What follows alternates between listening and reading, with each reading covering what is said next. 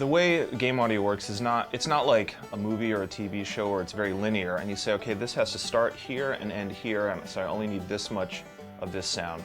The sound is kind of always playing.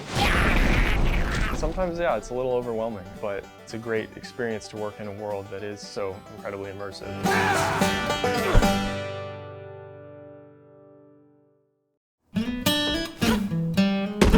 There's a lot to do in an MMO, and we've spent a lot of time with the workflow, so it's timed right and sounds great too. We've come up with a system that I think is pretty cool. It's a dynamic mixing system where whatever you're focusing on is more audible than the things that you don't care as much about. Because it's not in your field of view, it doesn't mean it's not there, so you have to anticipate what it would sound like at any given time and try to randomize it a little bit.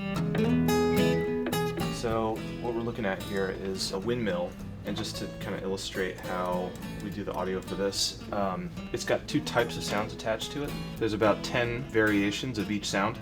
Then you set minimum and maximum values for volume and pitch. So the engine sort of chooses these random values so that it can take 10 different sounds and create almost infinite variations on it.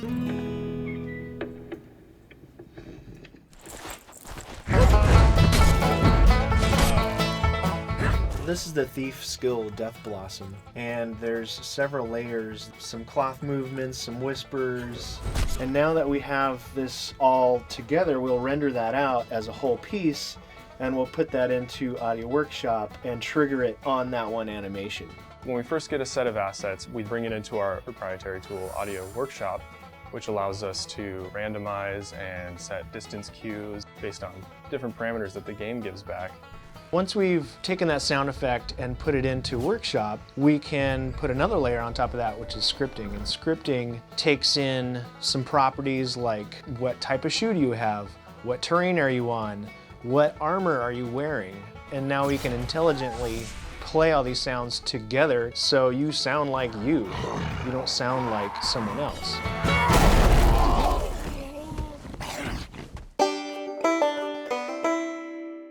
We really wanted to give you that feeling that you are running around a real, living, breathing world. I guess what I really hope is that I hope that people play this a lot and everything that they hear sounds as good as the visuals look. That had to hurt. And that's that.